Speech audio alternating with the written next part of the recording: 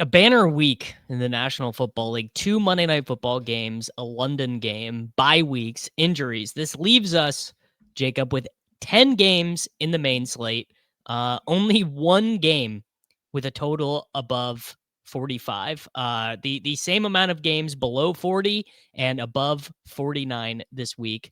And we get to start with a team that is so bad, we are begging Jacoby Brissett to start for the Arizona Football Cardinals this week so that Marvin Harrison Jr. can finally receive one middle of the field target. I mean, is Jacoby Brissett the answer to what ails Marvin Harrison Jr.? I don't think so. I think it's not. I think he's not, but hey, it can't hurt. Yeah, the Cardinals, whether they start Kyler Murray or they start Jacoby Brissett, they're going to lose this game by a lot. Let's just be honest about it. The Indianapolis Colts are a wrecking crew, and they are not in the business of playing close games with the dregs of the NFL. They are in the business of blowing them out. Fun fact from Colts Nation, from the 2022 through 2024 seasons, they won 3 total combined games of 2 or more scores.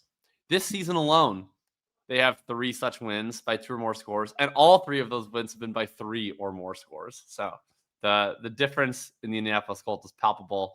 I would probably not be super jacked about playing non-Trey McBride Arizona Cardinals, kind of regardless of quarterback here. I guess you could play Michael Carter. I kind of want to play Marvin Harrison Jr. Maybe I have totally made this up in my mind, but my thinking is that if Jacoby Brissett is in there, these backup quarterbacks, they make their money in many different ways. One of the ways you can make your money as a backup quarterback is by feeding the wide receiver one. This is what guys like Mac Jones have done, Kendrick Bourne. Mm-hmm. This is what guys like Ryan Fitzpatrick it did throughout their years. Honestly, it's been so long since I've watched Jacoby Brissett start a football game. He actually started. This is a revenge game for one Mr. Jacoby Brissett if he does in fact start. I do like Marv. I mean, Tyler Warren. It's just like at this point, is Tyler Warren the number 1 tight end in fantasy football? I feel like his touchdown equity in a given game just feels larger than Trey McBride's, and Brock Bowers is probably not going to play until week 9. So like, isn't just by default Tyler Warren the best tight end in fantasy football? I mean, maybe it's Ferguson, and they never increased this guy's price. He's been 47, 48, or 4,900 every week on DraftKings. Yeah, you can definitely play Warren. I love playing Pittman. I feel like he gets a little underowned just because I'm totally cribbing the explanation from this from Establish the Million last week, but it just rings true to me, where like people want to play a Colt, they score a bunch of points every game, they have good totals, but like Taylor is obviously the sexy guy to play if you want to spend up. He projects great every week, and then it's like if you're gonna play one of the weapons, people are just gravitating to Warren because he's a little sexier, and 2, he fills tight end. So I think Pittman always becomes a bit of a value if you're playing the Colts. I've been playing him a lot this year. But you can obviously play Warren. You can play Taylor. I might be inclined to play this with Pittman or Taylor and then play McBride if I wanted to like stack up this game. I also think you can just play a Colt and just completely ignore the Arizona Cardinals and you'd be A-okay. Yeah, I don't think there's much of a reason to do a bring back for the Colts as we saw last week. They'll just pile it on. I mean, the Amir Abdullah touchdown, one of the most tilting sequences of my life as a Daniel Jones double stack enjoyer. I was like, can we just get Michael Pittman Jr. a second touchdown? Can we get Tyler Warren a second touchdown? They were like, no. Nope, couldn't even give us the DJ Giddens touchdown for our best ball bags. They had to give it to Amir Abdullah. They sure couldn't. It was just incredibly frustrating. All right, you got anything else on this game? I mean, Michael Carter, 5,300. Like he might even get some third down work now. If like I know this DeMercado thing is like unbelievable. Do you think he would have gotten punished more if Gannon didn't have to worry about the backlash of potentially shoving him and yelling in his face? Do you think they would have just cut him? But now because he freaked out at him, he has to keep him on the team. That almost feels like certainly the truth. Like it's just he would have been cut, and now I mean, utter woke nonsense for Jonathan Gannon getting this fine, but what can you do? All right, the Los Angeles footballing Chargers are traveling to play in the, I guess, the non-sweltering heat at this point with the Miami Dolphins. 43.5-point total. They are 4-point road favorites. No Omarion Hampton for at least a month. You tell me, Jacob. You solve the riddle of God. the you solve the riddle of the Sphinx here. Yikes. Vidal, Haskins. I think you could ignore both in DFS. If you want to take shots on them in managed leagues, absolutely be my guest. I think my best guess, and an emphasis on guess, is Haskins probably projects as the early down lead. It's a little hard to scrutinize. Vidal played generally ahead of Haskins last season, but Haskins has played mostly ahead of Vidal this season. Came into the game earlier. But like the fact that they were giving Hampton a nearly 90% snap rate and still couldn't even consolidate the backup work on one guy really tells you everything you need to know about how they view these two. And it's that they view them both pretty negatively. If you had to pick one in season-long leagues, I think I would just go with Vidal because he has more pass catching upside. So if either emerge, and this team is like becomes the more interesting start. Crazy PROE. Like he could catch 6 passes.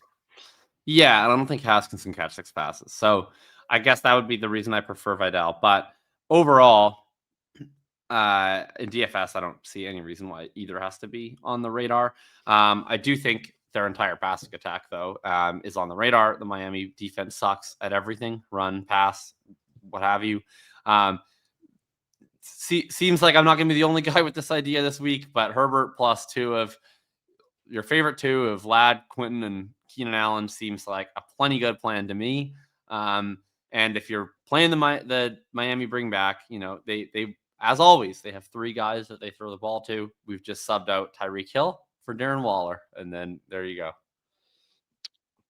The Darren Waller route explosion from week 4 to week 5, like I thought he would just continue to be this insane targets per route run, sort of a Tanner Hudson-esque role, the way they use the tight ends in Cincinnati. That is, I mean, he was like came close to being a not a full-time player, but like a Kyle Pitts, like he's out there running around outside of the slot. He's going to play even more this week. It's going to get even higher. So his route rate was 67% last week. And they said on the broadcast during the first drive, and that's immediately, I was like, oh boy. They were like, yeah, they talked with Waller, and he said he was on a pitch count last week of 15 to 16 snaps, which is what he played. He said they were doubling it last week, which came exactly true. And then they'd continue scaling up from there. So it might be 80, 90% routes this week. We'll see. I don't know if there's a ceiling to this. It's going to be exciting. Waddle, HN, Waller in play every single week, I think, for Miami. I mean, I'm ready to capitulate on Ladd in the sense that he's not going to get enough target volume with QJ and Keenan playing this well to have access to the giga mega ceiling, because his average depth of target is obviously lower than QJ's. Like he's not getting 30-yard bombs. He is not going to is he going to have a single 8 reception game this season? Also probably not. Like he scored the touchdown last week. He got what we wanted. Even this is actually funny. Even if he would have not gotten unfairly discredited with that the ticky-tack roughing the kicker thing on the punt return touchdown, he still would not have been in optimal lineups with like 21 points or whatever at 5,500. So I'm not doing it this week. If I'm doing this, I'm going to do QJ. Well, maybe I would do it in a double, but like I'm not using him as like a one-off piece the way I have the last 2 weeks. I don't know that I will. I mean, I guess I'll probably do. I might just play this game in every single lineup, to be honest, in some capacity. So I'll have lineups with. I'll almost certainly do one Herbert double. I'm not sure who will go into that yet. I'll wait for Sunday ownership projections. But they're all the same price, and I mean, I know you hip on Gadsden. No, assuming no Will Dissly. No, thank you. I think that's probably fair. I'll just play Waller in those lineups. Like I'd rather just spend up to 4,000. Yeah, I think I'll do Herbert plus 2 with the Miami bring back.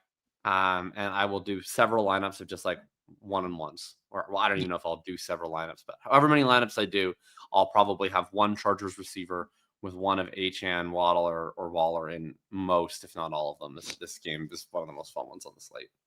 Yeah, Achane actually not going to be like giga owned this week because CMC and Jonathan Taylor are both on the slate and they project meaningfully better. But I remain as always an Achane boy, and there's you get saved $700-$600 on his salary, so I will probably opt towards him, and at least I don't know, I might like him.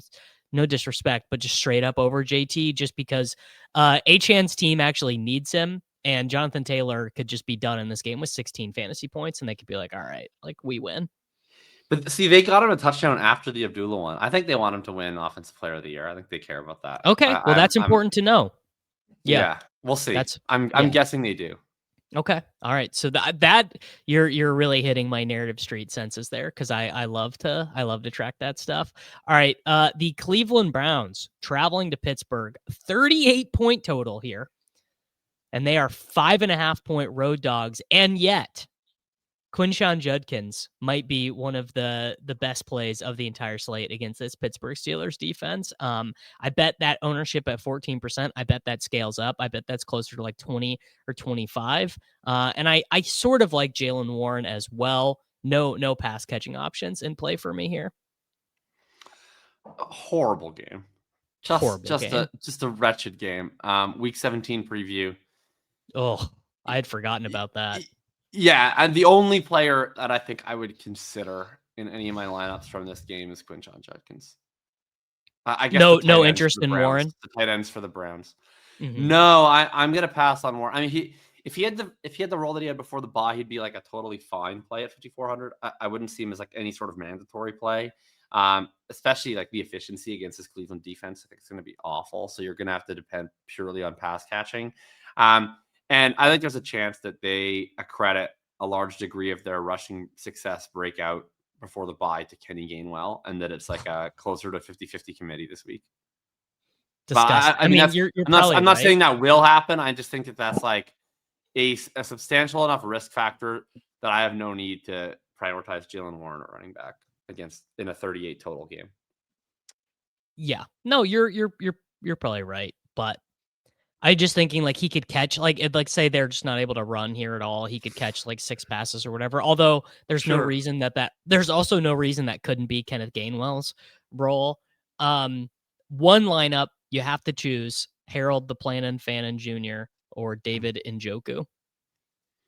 Oh man. I mean, they were using Fannin more as the inline blocker last week. Like they both played almost every snap, but it was Njoku getting way more routes. So I think you have to go with Njoku at this point. Yeah. I mean, I think that was just a Flores specific thing, but like Pittsburgh's got TJ Watt, so I don't know. It'll be interesting to watch, but I would go with Njoku. Only one of them wears the number 44. Only one of them wears a blocker's number. Dude, if you want to like feel really bad about yourself and the decisions that you've made, go watch the QB school video for Dylan Gabriel on his Patreon. Because I watched that last night, and he knows nothing about Harold Fannin. He's not familiar with the plan, and he thought he was a fullback because he lined up in the fullback alignment first. So he didn't know he was a tight end. He didn't know he was a rookie. Didn't know he led the NCAA in receiving yards. And just watched one play, and JT is like, who the hell is 44? This dude looks stiff as hell. And then, like, Fannin gets, like, 4 catches in the first quarter, and JT is just actively being like, what is going on? Like, why are they giving 44 4 catches? Is this somebody's nephew? Like, what is happening? Like, and like they keep lining up in 12 personnel the whole game, and he's like, why is 44 on the field? This dude stinks. He's a disaster. It was rough. It's like an hour of just like JT fixating on Harold Fannin without any knowledge of who Fannin was coming into the game and being like, this is the worst football player I've ever seen in my entire life. It was he literally thinks that Harold Fannin Jr. is like Michael Burton or Adam Prentice. And legitimately, he thinks that he's Adam Prentice, and he was unclear why he was running routes. I was just waiting for him to comment on him being duck-footed. That would have really sealed up the experience for me, but he didn't quite do it. That would have gotten us there. All right, moving on now from like truly a terrible game. Actually, a very interesting game because there are a couple big wrinkles here for New England traveling to play in the Dome against the Saints. The first is Drake May as chalk. The second is Is Stephon Diggs going to have the same cocaine madness energy to destroy the Saints that he had against the Bills? I saw someone tweet, he's getting open through just sheer hatred.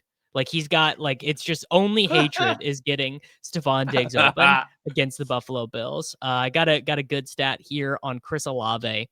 He has the second most first read targets, not target percentage, just raw first read targets of anyone in the National Football League. He is the only player in the National Football League top 10 in first read targets with only one touchdown. And then we have to answer ourselves the question, is Terrell Jennings going to have a game day role as reported by Doug Keed, or is this actually finally Trevion Henderson week for the New England Patriots? What say you, Jacob? Wait, what? I must have missed this. That's who Terrell Jennings was. That's a running back? I believe he's I want to say Jacksonville State. Don't quote me on that. Terrell Jennings was a good NFL preseason DFS play. He was behind Lan Larison before Lan injured his foot. So he's going to be the Antonio Gibson replacement. Oh my God. That is just really bleak. It's got to be a lie. It can't be A bunch of Patriots fans are like, I like to remind people Terrell Jennings runs hard. Oh my God. Antonio Gibson told him that it's his time now. He's a physical downhill runner. Jesus. At least Vrabel is talking about how good he's going to be on special teams. So I like to hear that. All right. Anyway, that was just like a nightmare that I just you just learned a name. You just learned a name in a bad way. That was like the worst minute of my life. I want to go back to bed. Yeah, I think you can play Olave and hate your life. But every week I remain in that. He ain't gonna get 22% ownership. That's not happening. I buy the Stephon Diggs thing being real. He was targeted on literally over half his routes this most recent week.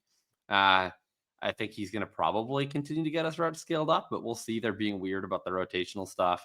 I'm definitely playing Drake May. I mean, like, I don't think a tweet about a non-Colt has ever gotten me more fired up than Benjamin Solak tweeting of every quarterback in the 2021 through 2025 drafts. If I had to pick one to start my franchise with, it would be Drake May. That was like the most excited I've ever been in my life about anything. So yeah, you bet I'm doing a Drake May stack this week. You can do it with Diggs. You can do it with Henry. I will probably trying to figure out how much self-hatred I have in me. And I think a lot. So I'm going to do one lineup of Ramondre Stevenson this week. And oh my God. That is not what I thought you were going to say, man. Oh, that's dark. That's really dark, Jacob. That's darker than I thought you were going to go. Oh, come on, dude. Just pretend you didn't say that and pretend you said, I want to play it before the field sees it. Yeah, it's all opened up where the for puck him. is going. You got to skate where the puck is going. I find this situation fascinating because based on the 32 rushes, and I don't know how many receptions Trevion Henderson has gotten, he looks like a spectacularly unremarkable National Football League player. But at a certain point, it's like Vrabel is doing a bit by continuing to give Ramondre the ball, because Ramondre also is he's like a fine interior runner, but is not a space creator, is not particularly fast. Like continuing to give the ball to Ramondre Stevenson with 10 fumbles in his last 20 games is like irresponsible as a coach. He cannot hold on to the ball. It's what, like, we got it. You spent the 38th overall pick on Henderson. Like, can we watch this guy play? Can we give him 15 touches in a game? Okay, but counterpoint. If you play a Ramondre Stevenson DFS lineup and Ramondre scores 4 points and Henderson scores 30, you're going to be so happy anyway. You're not going to care about that DFS lineup. That's true. But if you have to watch Ramondre Stevenson vulture Henderson at the goal line 3 times in a 34-3 New England Patriots win, won't it just be like a little bit less painful if you win a power sweep with Ramondre Stevenson that week? We'll just hope a little. Yeah, I mean, you're going to be like that. The scenario of having Ramondre getting the points softens the blow of another one of your best ball bags being shattered. But, whatever. More interesting element. Well, there are 2 other interesting elements here.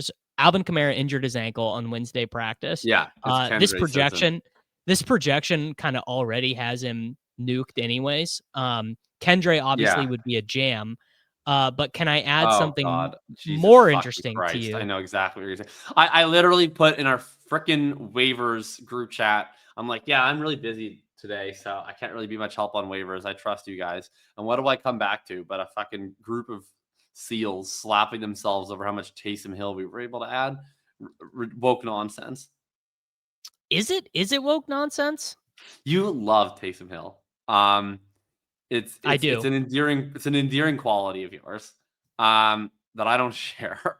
Dude, um, he came back last week, played 9 snaps, and got the ball on 8 of them, including a pass attempt, a target, and 6 rushes. Now for, the for for rushes, -1 yard. well, he's a short yardage runner. It's like penalizing Kareem Hunt for his yards per carry. You know, I like honestly, like Taysom Hill is like basically the same thing as playing Kareem Hunt. He's going to play about 20 snaps and That's he's probably going fair. to get the ball on 11 of them. If Kamara does not play, if Kamara Yeah, is inactive for this game, Taysom is like legitimately a jam. I mean that yeah. wholeheartedly with no sense of irony.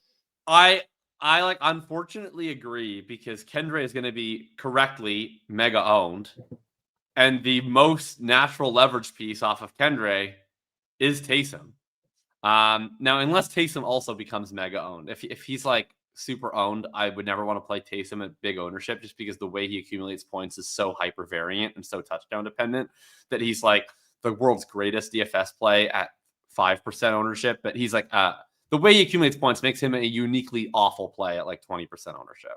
Um, but yeah, if he remains relatively unowned and Kendra spikes, I will admit that Taysom Hill should be in every one of your lineups.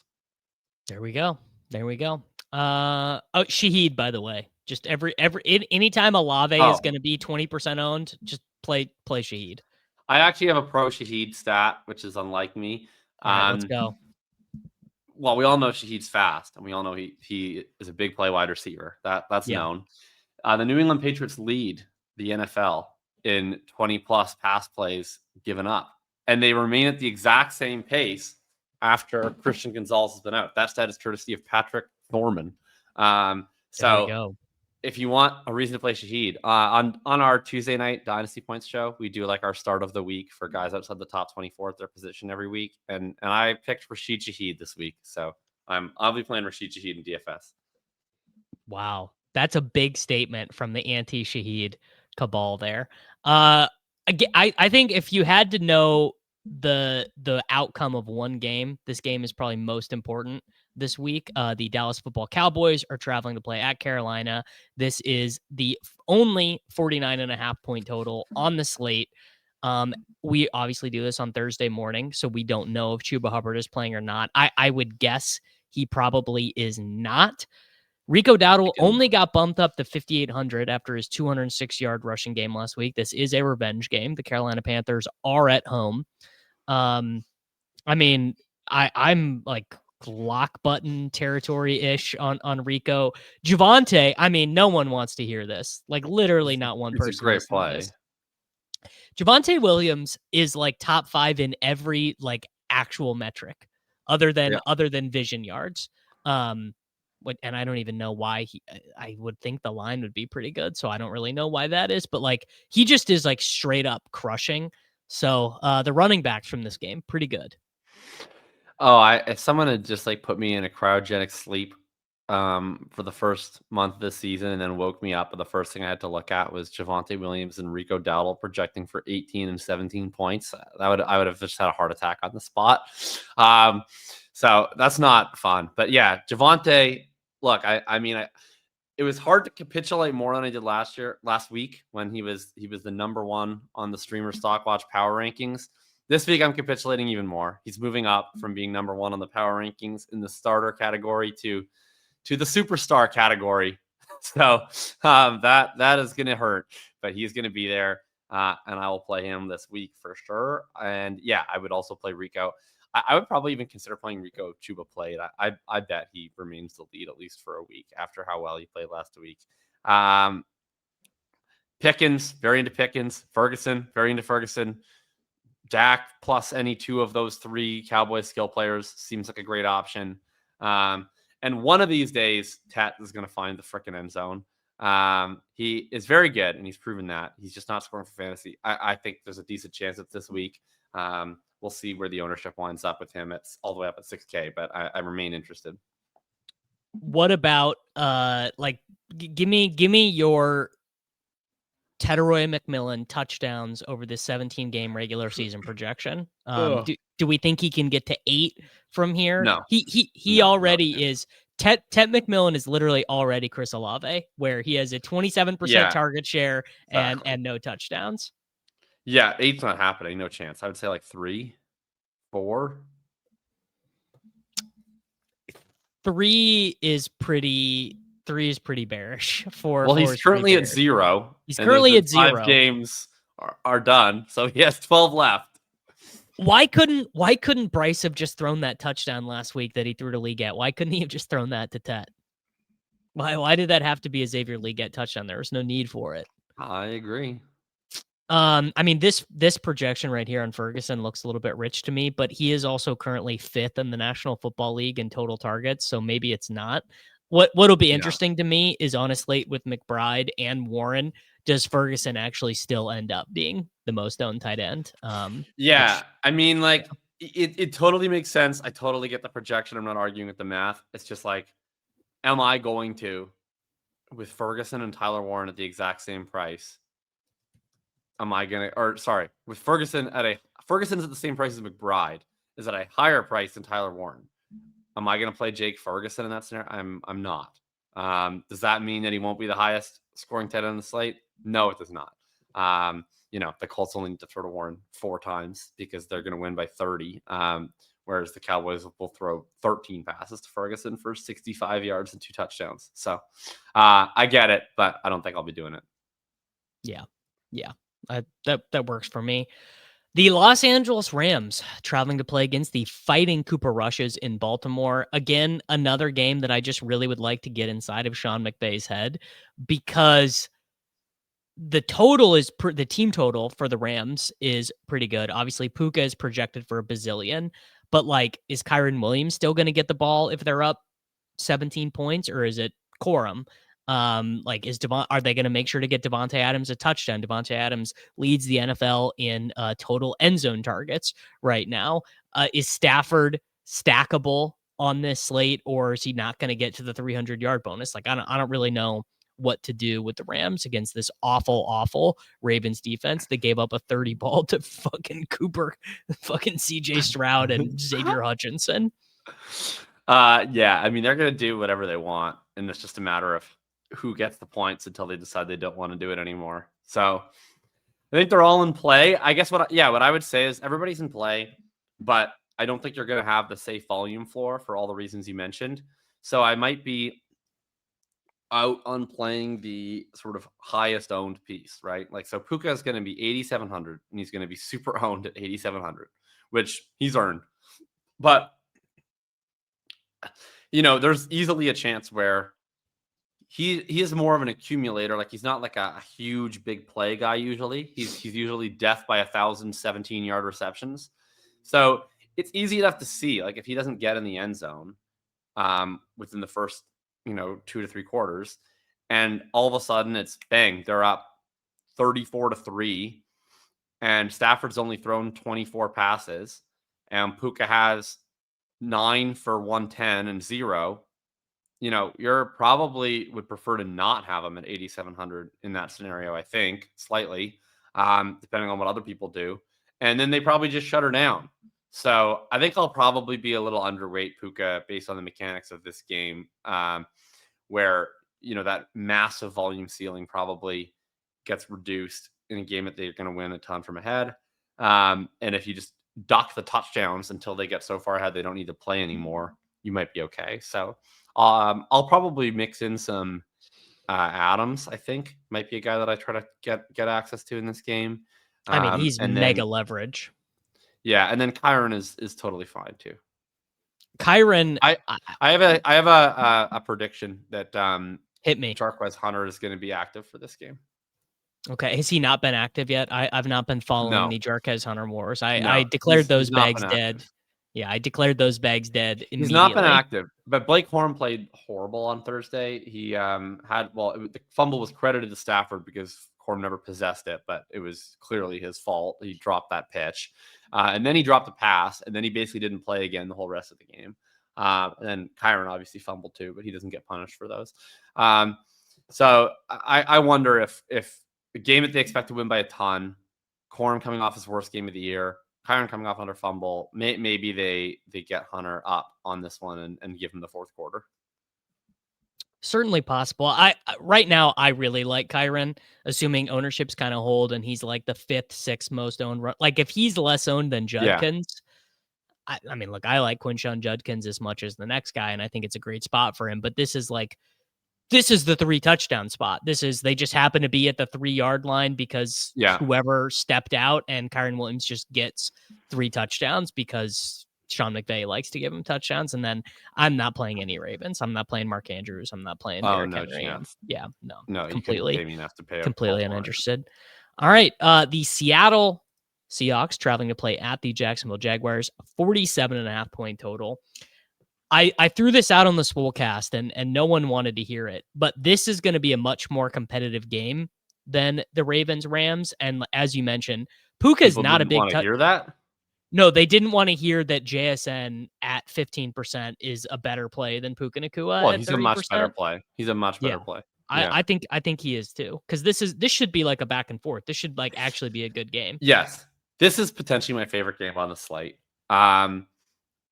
Nothing gets me more renewed in my Trevor Lawrence slappiness like that Monday night victory over the Kansas City Chiefs. I feel completely rejuvenated and full of confidence in my large adult son. You also have multiple fluid secondaries this week. So Jacksonville trades this morning their ostensible number 1 cornerback, Tyson Campbell, for their probably new number 1 cornerback, Greg Newsome. A very weird, Very good player weird for good trade. player trade. You don't see a lot of that. Mhm.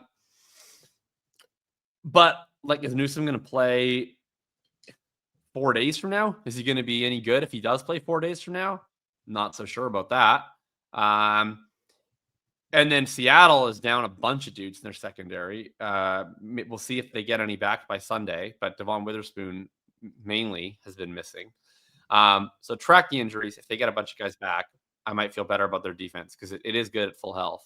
But recently they've been rough. So I think this could be very fun. It could be very back and forth.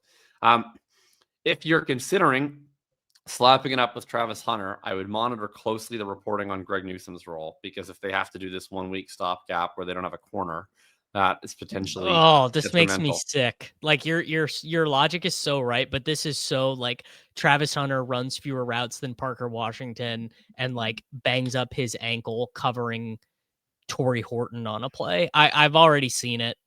I drank the water of life, and You my eyes visited have the turned Oracle blue. of Delphi. Oh God, you're so right, and I hate it. But yeah, both these. I was just talking in my group text with Reeves and Thorman and Silva. We have the Seahawks defense, and we're like they want to bench the Seahawks defense. We want to pick someone else up because they're so banged up. Again, I'm full of information. Absolutely no one wants to hear. Travis Etienne Jr. also quite the play here. Like the Tootin stuff. Tootin, I'm not going to say like, oh, we were so bad to take him, because he's at least now like last year's quorum, just like a really high end handcuff now. But ETN is just eating all the expected points in this backfield, and will be unplayed in this slate. I think he's a fine play. He's a fine play every week. But I do think the cluster injuries for Seattle is really more about their secondary. If I think Cohen's a smart coach, I think you want to throw on them. I don't think you want to run into the strength of their defense. So I would be more into the passing game. I'm like, if we get weird reporting about Greg Newsome, I might do something crazy and play like Parker Washington, and just bet that like Hunter plays 0 offensive snaps or something. But we'll see how that plays out. I'm going to play Brian Thomas. I'm going to play that he got his confidence back narrative. I'll have a Brian Thomas lineup this week, certainly. and I will have JSN in maybe every lineup. Yeah, JSN, phenomenally good play this week. Do you want to chime in on the Ken Walker, Zach Charbonnet wars? No, I don't. It is ridiculous. It's unfair. And it pisses me off. And unfortunately, you probably shouldn't play either one of them. Yeah, sad, but it is the case. The Tennessee Titans, the newly victorious Tennessee Titans, wrecking survivor pools. By the way, we just opened up literally the Arizona Cardinals loss was so bad that we now have a second chance survivor open on Splash Sports. Literally, it was so bad that this whole cast we decided to do a second chance survivor thanks to the Tennessee Titans and Amari DiMercato. I mean, is this the all-time Genty week with the Titans against the Raiders? It feels like probably an all like if Ashton Genty is not going to be amongst the top 10 most owned players of the slate, I'm prepared to have Mr. Bluefield himself on every lineup I create this week. Yeah, that's the only person in this game I want to play. And I will be playing him. I don't know what else I can add. This team stinks. Their one good player is Ashton Genty. Their other good player is injured, probably not playing. They are probably at a crisis of confidence with Mr. Geno Smith. I'm expecting a minus 17% PROE and a million carries for Ashton Genty. And when they do throw, it'll probably also be to Ashton Genty. So I'll be playing Ashton Genty. I guess I could maybe do a 3,900 Iron Manor on the way back if I felt the need, but I'm probably just playing Genty. I only have one thing to add to that, which is that Jacoby Myers has been stone cold chalk already each week for the last 3 weeks. First off, I agree. It's enough. Dude, this 15.04, like it's not happening. Give it the fuck up. Give it up. Just wait till the EPR projections come out. He's gonna be the number one value wide receiver of the slate. This is like the all-time stop and get some help. Like literally get some help. I don't know. I don't have a good I actually don't have a good explanation for why he's so much worse than last year. I guess it is. He's what 29, so maybe he like really had, or maybe Geno is that bad. Maybe Geno really is that much worse than Aiden O'Connell. I have a hard time believing it, but I guess it could be the case. Wait, any Trey Tucker interest? No. Okay, good to know. This game sucks. I think that the Raiders are going to throw like 18 passes. Michael Mayer is Michael Mayer Stone Man. Oh yeah, you can play Mayer. Yeah, Mayer. Do we have Michael Mayer? He's not even in the because he was out last week and these are just ported over, so there are no projections yet. But sure, Michael Mayer. All right, the hilarious that we get Myers versus Pollard. By the way, it's like the two projection industrial complex. Like Sam Bankman-Fried. Yes, banking projects of literally the House of Cards play. Like when two House of Cards are stacked on top of each other, which one is left standing? Yeah. All right, the San Francisco 49ers traveling to play at the Tampa Buccaneers. Chris Godwin did not practice, listed with a fibula, which I think is probably just better. Seems like a maintenance plan. I don't think Pearsall or Jennings is going to play. Neither of them were able to practice on Wednesday with 10 days off. So, and it also sounds like Purdy's not going to play. Is Kendrick Bourne at 5,000? Do you just put those 20 DraftKings points in your lineups or what? I think so. I think I would. Yeah, if neither of them play, I think I'd play Bourne. I think Jennings has the better chance to play than Pearsall if one of the two did. And if he does play, I will definitely play him. So yeah, one of Bourne or Jennings, I think is going to be a fixture. And yeah, I mean, maybe the smart thing to do, like if I was Mike Leone, I would probably be like, look, I know people are going to say boring Leone, but I'm just saying Chris Godwin's $1,600 less than Emeka Egbuka. He's going to be at a third of the ownership. I don't think that's going to be me though. I'm not smart enough. I'm probably just going to play Emeka Egbuka. I mean, separation score be damned. I don't care. I'm in on Egbuka. I actually think Godwin is like a nice little pivot because I don't think he'll get. I just want to acknowledge that. Yeah. And then I mean, Rachaad White had the role you could have imagined for him and more. I mean, I would say he's probably, other than Gene T, like my favorite combination of projected ownership, price, and projection. Like the receiving roles there, Sean Tucker got no meaningful work. If only one of the hosts of this program had said that. It wasn't me, by the way. Jacob was absolutely right about the role that Rachaad White was just 87% Bucky Irving in that game last week, and is going to be 87% Bucky Irving again this week. I mean, we just have 2023 Rachaad White back in our lives. And that means like, I think I can't remember what stat line I said he was going to have on this show, but it must have been really close to what he actually had, which was 14 for 41 and 2. Like it was like exactly what I would come to expect from Rachaad White, the lead back role, which is sub 3 yards per carry and 24 fantasy points. Yeah. So I predict that we get that once again here. Yeah, I think it's a fun game. I mean, I would definitely be open to doing like Baker with White and one of Ibuka or Godwin, probably Ibuka for me, and then you bring that back with Kendrick Bourne or Christian McCaffrey if you can spend up for it. Yeah, Christian McCaffrey, a good play once again. Yeah, if you like 37 touches per game, you probably like Christian McCaffrey. Okay, Christian McCaffrey or Jonathan Taylor. You've got one lineup in the spy. Christian McCaffrey. Yeah. I tend to think clearly Christian McCaffrey. I tend to think that's true. I also tend to think the field will like Jonathan Taylor more because they see all the funny stats about how bad McCaffrey's been as a rusher. So I do like Christian McCaffrey quite a bit here. Yeah. And I think you could maybe McCaffrey get has away. some bad as rusher. It doesn't matter. I had the tweet on Thursday. I was like, he is 29-year-old Devonta Freeman as a runner, but he's 26-year-old Keenan Allen as a receiver. That's very good. Yeah. I really like Bourne. I really like McCaffrey. I think you could do a Mac Jones, by the way, because the Buccaneers are such a pass funnel. Their run defense is so good. Their secondary is so bad.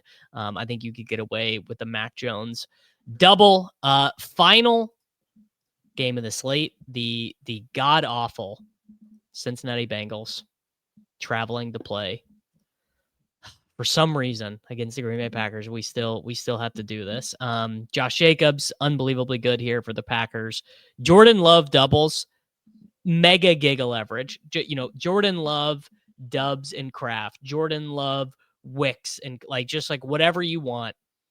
Because I wonder if Matt LaFleur knows enough ball to know this is like a really good confidence building spot for the team. They just lost their 2 games heading into the bye. Good spot for to get your first round wide receiver going. What are you with me on the Packers passing game? Yeah, I'm with you on the Packers. Whatever, it seems like a great spot. Great spot to play Josh Jacobs. I mean, there's a lot of guys at great spots this week, which is fun. I mean, probably what I would just say is it seems working through this slate, there were so many plays that I'm like, what a great fucking play that is. That, right. It's probably the right thing to do is see where the ownership condenses and then try to play the 7th best running back and wide receiver as much as possible, because I do wonder if ownership condenses a bit. Because there's a lot of guys just in epically good spots. Josh Jacobs, I suspect, with how many other interesting running backs we've talked about at the very high end, at the lower end, he's obviously going to be owned, but I do think he might get lost in the shuffle just a little bit, despite being in such an incredible spot. I'm going to play a ton of Jacobs if he comes in, if he projects for sub 20. Kraft, I think, is also interesting. I think he's not going to be played. He's very, very close in project or in salary to Warren and Ferguson and McBride. So I would struggle to see how many people get to Tucker Kraft. I think he's very fun to play. And you could do as a double stack for sure with Jordan Love, Kraft, and pick your favorite of Dobbs and Golden. Shocking no one. My favorite of those 2 would be Matthew Golden.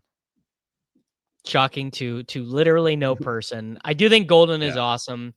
I do think in a slate that just does not have a ton of true punts, Wicks is actually totally fine. You could do worse. Yeah, you could do worse than Dontavian Wicks. He was Matthew Golden stole what would have been a 70-yard touchdown. Yeah, from I was him. going to just say, yeah. So his numbers are. I mean, it's what's funny is that Wicks is now just kind of just a cromulent veteran wide receiver for them. He Wicks is good Jalen Tolbert or whatever. He's just out there. He's just getting open. He's doing what they need. It's not he's transcended being A.D. Mitchell. He's past that now. He's Ashton Dulin. is what's happening now. He was A.D. Mitchell. Now he's Ashton Dulin. Yeah, He's just like Ashton a very Dulin. he's just a fine wide receiver. All right. As always, we are going to build a lineup. Comment down below for a chance to get $10,000 if Jacob and I ship $1 million in the DraftKings Millionaire Maker. And Jacob, I will give you the first pick. All right. I will do. I'll start with what I think is going to be my gold star play this week. We'll see where ownership comes in, but I will take Brian Thomas Jr. against the beat up Seattle secondary.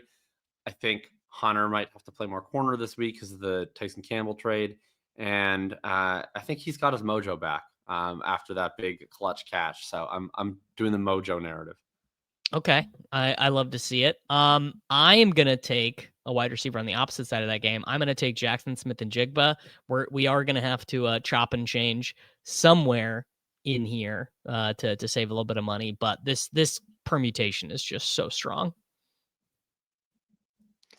All right. I love that with JSN. I will take. Let's see. I'm trying to be salary conscious because there's some expensive guys that I want to play here. But I will do. Let's just keep it simple with the greatest running back in the NFL. I'll take Javonte Williams. Javonte Williams, nice and easy. So I'm thinking the easiest way for us to create some salary here will be with the tight end position, foregoing Tyler Warren, foregoing Trey McBride, foregoing Jake Ferguson. You tell me, you get to choose one of David Njoku, Harold Fannin, Michael Mayer, or Taysom Hill. I think let's just do Taysom Hill, man. Let's just do have fun. Taysom Let's Hill. live a little. We're playing like Alvin Kamara is limited by his ankle. They're really only using him in between. He injured his ankle in practice. I don't think in he's practice. Playing. Yeah, I don't think he's playing either. Yeah, which would make Taysom quite the play. All right, so we have Javonte Williams, Brian Thomas Jr., JSN, Taysom Hill. We have $5,360 left per slot. All right. Let's do one spend up here. I mentioned I think he's going to go slightly under the radar. I will do Josh Jacobs. Josh Jacobs. There we go. We're going to do one Mr. Joshua Jacobs. I'm going to slot in just a cheap defense. Let's go Browns. Let's go Browns defense. That feels fine. That gives us $5,600 left per slot. We're going to have to take a cheap wide receiver because I'm going to take my gold star play, which is going to be $6,300 Kyren Williams. So you're going to have to find a cheap wide receiver you like, but Kyren Williams, $6,300. That is as good of a gold star play as you're going to find. Okay. I think, well, let's see. I can't, what are the quarterback pricing? Like if we were to play one of Darnold or Lawrence here, how much is that costing? That's actually pretty reasonable for us. Darnold is $5,400 and Trevor Lawrence is $5,100. So that actually leaves us in a pretty cozy range at wide receiver. Okay, so let's just slot in Lawrence and then pick whatever wide receiver we can do with our remaining 56 here. The aforementioned Michael Pittman Jr. We could do Michael Pittman. We could do Keenan Allen. We could do. You know what? We started the show talking about is Jacoby Brissett going to save Marvin Harrison Jr.'s career? The Indianapolis Colts secondary is one we've been targeting all year. We are not playing Trey McBride in this lineup. We are going to select Marvin Harrison Jr.